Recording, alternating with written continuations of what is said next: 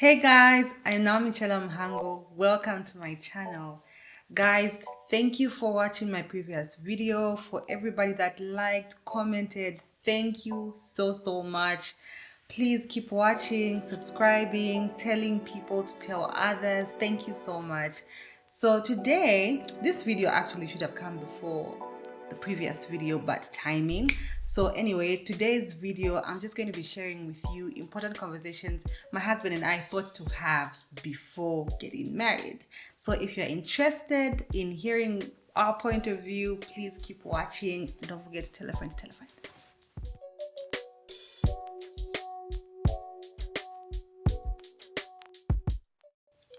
So there's a number of conversations that my husband and I thought were really important to have before we got married. And I'm not sure what season of your life you're in, but I hope you find this helpful. Just pick and choose what you like.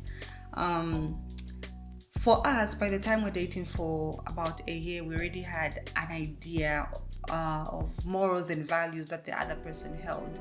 And this is because we had a lot of conversation, a lot of open and honest conversations about family, where we come from, what are the things I really uphold, how do you feel about this that I hold so dearly, and vice versa.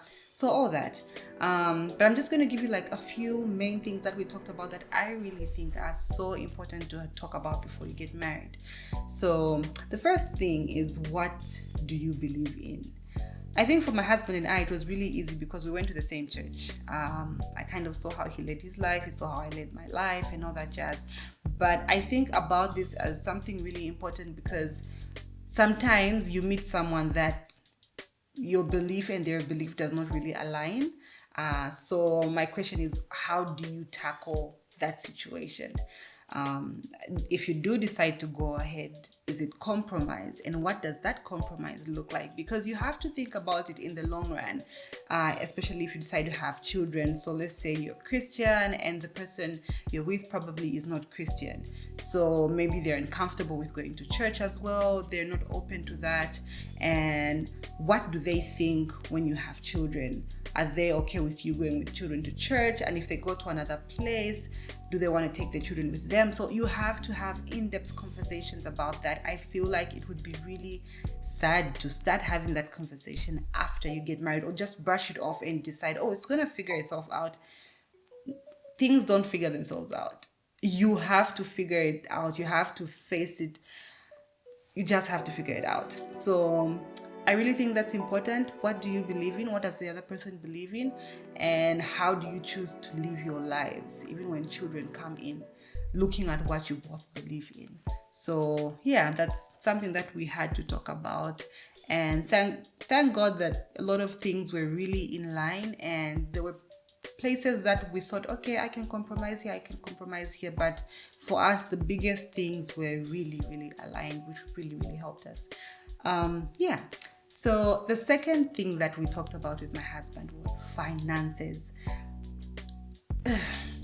I wish we talked about it more, but I'm glad we started the conversation. So we are all different, and even just between myself and my husband, our money habits are really different. When he met me, guys, I was a serious spender. Now let me just clarify. I would save. I was in a village banking group, and I had like business ideas here and there. So I was like, oh, I'm going to invest my money in this and that. But I was not that smart money woman. I would still spend recklessly. I would spend money on things that I had not planned for.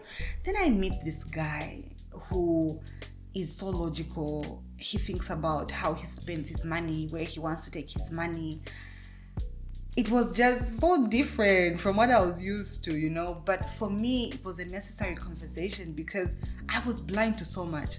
For example, just takeout, guys. The amount of money I would spend on takeout, oh my goodness. And I think I only realized it after kind of taking note of how much I spent on little things, kind of unbudgeted things, and takeout. Initially, I thought I just like had this random number, and I'm like, oh, I probably spend like 1,500 kwacha per month. Oh my goodness, it's a lie. The amount of money I spent on takeout was I'm embarrassed to say it. I will not say it. But yeah, so I met someone who was very particular about how he spent his money. And even with him, I learned how to do that. Plan for the things you want. This is not to say that don't have fun, don't go have takeout. No, just plan for the takeout. Plan for the expensive things you want to buy. You know what I mean? So yeah, I think finances is really important, and especially ladies, do not be afraid to ask the questions. One thing that I feel would be sad would be to get into a marriage and not knowing how much both of you are making. And this looks different for everybody. It looks totally different. But just imagine going into a marriage and not knowing anything. That would be really sad. So having conversations about finances is so important. Be open about it. Bring up the conversation. And if this is your partner and someone that loves you and cares about you, they should be willing to have such important conversations with you. Yeah, so that's with finances. We had the conversation. I wish we had more, but I'm so grateful that we started the conversation and we really talked about it. But knowing what I know now, we could have done better. So yeah, I hope you get to talk about finances and are really open with having such conversations with your partner. The other thing that was important for us was talking about children. I feel like sometimes we just kind of brush it off and don't talk about, do we want to have children? Because that's a big deal breaker for other people, which is the same for me. Like if we were dating and my husband said, oh, actually, I don't want to have children, that would be a deal breaker for me because I love family, I love children. So that would be such a big thing. So talk about it. Do you want to have children? Okay. If you don't want to have children, how is this going to work? Because I want to have children. And also part of the conversation we had to have is, what if one of us is incapable? What if I am not able to have children? Or what if you are not able to have children? What happens next? And having such tough conversations really exposes who a person is, because I'm sure most of you have heard of stories where people get married and maybe they're not having children, and regardless where the issue is coming from or whatever, but people are not able to have children and they have so much pressure from family, and sometimes people have ended up separating just because of that. So it may seem like something small, but it's a big deal. And I hope you are able to have that honest conversation about children. What if it doesn't happen? Then what does it look like for us? So yeah, that's something that was really important and can be a deal breaker for a lot of people. The other thing that was important for us to talk about was roles and responsibilities. For this particular one, I think what opened up our minds was when we went for premarital counseling.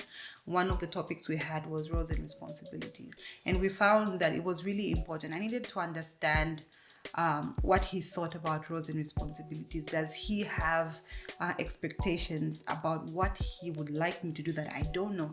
And well, this side of the world, guys, where we come from, and I won't speak for other places, I'll speak for where I come from. A lot of the times we are taught that a woman's place is in the kitchen. Like if you don't cook, if you can't cook, then are you even a woman? You know what I mean? A lot of people say things around that. It's centered around cook for your husband, clean, wash, and all that jazz. So what does it look like for both of you? I always wonder, anyway, something I think about. I'm like, okay, so if my husband is a chef, for example, and he cooks better than I do, how is that supposed to go down? Because I'm not going to be suffering in the kitchen when there's a man that can cook way much better and loves to cook. You know what I mean? So yeah. Anyway, we had to talk about that, and I'll just give you an example of how this played out for us and how it really helped me after having that conversation. So for those people who've been watching the videos, you probably have heard me talk about how I've also battled with anxiety. There were times when it was hard for me to get up. It was hard for me, and this is with anxiety and depression. It was hard for me to get up. Sometimes it was especially in the morning. The morning was really, really hard. It's hard to get up, it's hard to have conversation. And my husband also understood that it mattered how I started my day. So there were times when he would get up before me, also because he's more of a morning person than I am. He would get up before me, make me breakfast, wake me up, breakfast is ready, and I'd eat. And at this point, it was so hard to make the bed, and he would even make the bed, and I find the bed made. And I cannot explain what it does, but it really, really helped. And he would help with things like that. So it wasn't a situation where it's like no matter how you're feeling, it's up until you cook, you know. And I know that there's men that believe that if you can't cook, if you're not washing the clothes, then we can't be. I would not even bother trying to have that conversation. But for me, I really appreciate someone that's willing to be my partner, someone that's willing to walk through this journey with me, you know.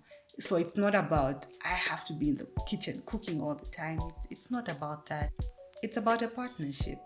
And I don't think that it should be one-sided. I think that people should be able to hold each other up. There's been moments where he's had to really hold me up, and there's moments when I've had to do that for him, and I feel like that's a beautiful dance in a relationship, and it makes the journey even more beautiful. So those are conversations my husband and I had to have, and I would like to hear from you guys. What conversations are you having that you think are really, really important and valuable to have before you get married?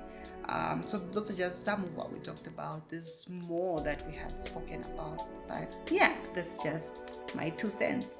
So thank you so much for joining me, guys. Please like, subscribe, tell a friend to tell a friend. See you in the next video.